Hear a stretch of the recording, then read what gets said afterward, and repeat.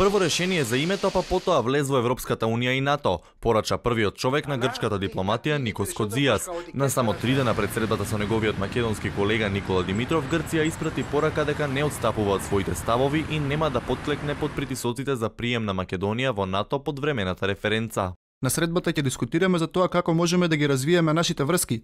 Имаме предлози за дополнителни мерки за градење доверба и да дискутираме за тоа како може да разговараме за спорот за името.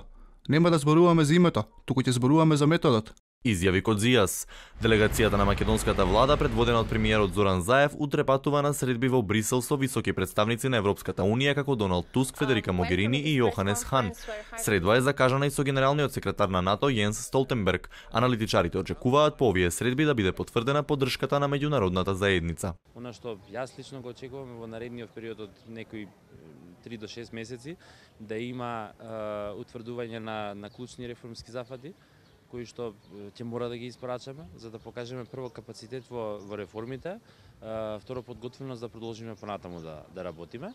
Таму јас не очекувам ништо повеќе од она што и Коцијанцич го истакна пред некој ден, дека тие се спремни на Македонија да ја помогнат. Спремни се да и помогнат на Македонија да се врати, значи ние не сме биле веќе на патот. Низ пораките практично ви кажуваат што треба да направите, што сте направиле лошо и така натаму. Сите оние што до сега не ги исчитаа, веќе не се во политиката.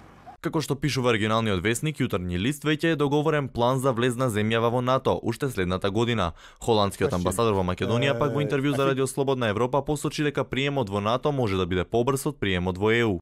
In the waiting room, so to say, for NATO for a long time, but that time has not been wasted. Many of those reforms have been carried out, much of that homework has been done. So when it comes to these two institutions, I think that accession to NATO could be faster. And that is, I think, maybe also an important encouragement.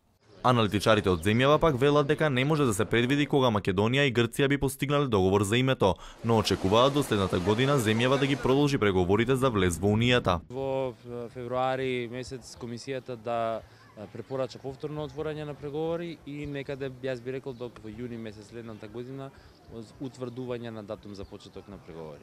Не би сакал тука да давам многу и никогаш не сум ни давал изјави врзано за името. Тоа е навистина сложена работа, затоа што влеговме во еден сложен проблем за кој не е лесно сега наеднаш да се каже ќе биде решен вака или онака.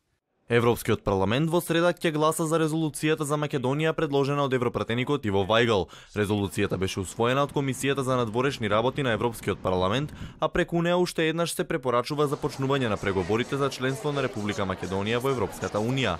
Инаку на крајот од месецов во земјава доаѓа и експертскиот тим предводен од Рајнхард Прибе кој треба да достави пакетитни реформи што треба да ги направи земјава за отстранување на пречките од патот на евроинтеграциите.